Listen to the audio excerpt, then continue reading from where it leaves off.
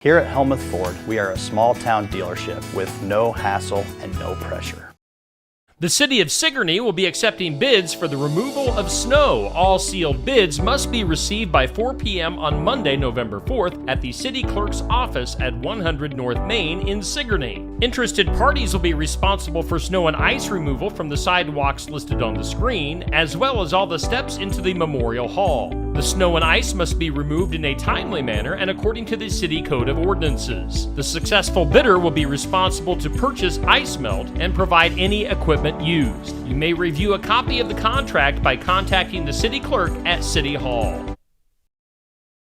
Mayhem Haunted House at 13011 120th Avenue, Ottumwa invite you to come find out why Mayhem Haunted House has been voted the best haunted house in Iowa multiple times. Open for the Halloween season, Friday and Saturday through November 2nd. Cost is $15. Get ready to scream at Mayhem Haunted House in Ottumwa. Re-elect Helena Hayes, Iowa House Representative. Helena Hayes serves Mahaska, Keokuk, and Jefferson County. Helena is protecting children, families, life, and religious freedom, and demands transparent government. Helena is defending your God-given constitutional and parental rights. For more information on Iowa House Representative Helena Hayes, go to helenaforhouse.com. Paid for by Helena for House.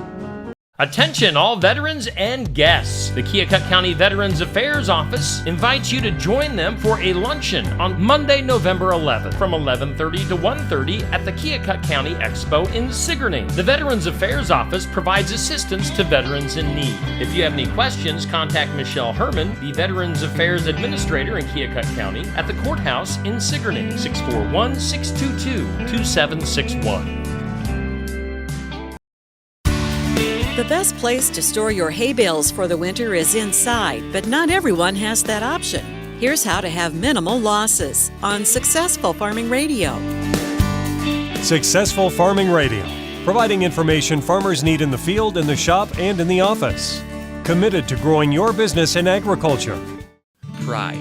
It runs deep for those in agriculture, but that pride can also prevent farmers from asking for help when it's needed most.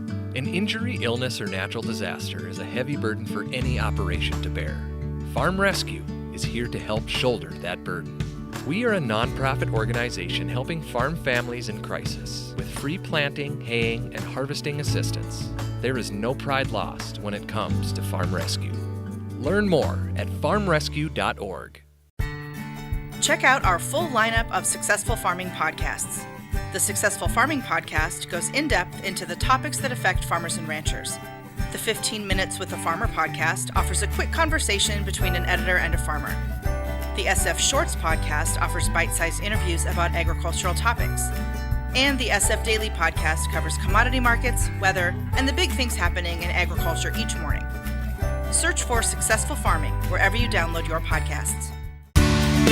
Every year, producers have concerns about storing large round hay bales and how to reduce spoilage. Round bales usually suffer greater losses than smaller rectangular bales because they tend to stay outside and uncovered between baling and feeding.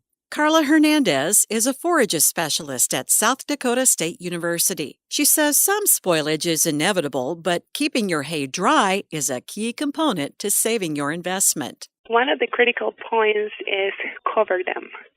Or wrapping around it and pack them very well and firmly. So if you wrap your hay bale, you have a pretty good and decent chance. If you're not, then you have the probability of having more dry matter losses.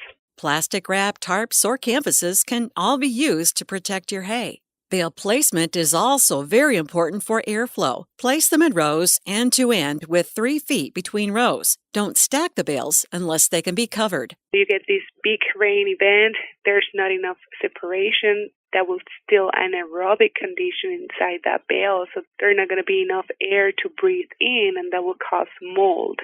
And you don't want that, because when you're trying to feed your animals with that hay, it will be a piece of junk because the quality is going to go downhill. Bales that sit directly on the ground can suffer significant spoilage. Elevate them with racks or pallets. If you're able to get a few under a roof, feed the outside bales first and then those that are inside. I'm Jody Henke. Find more tips for storing your hay this winter at agriculture.com.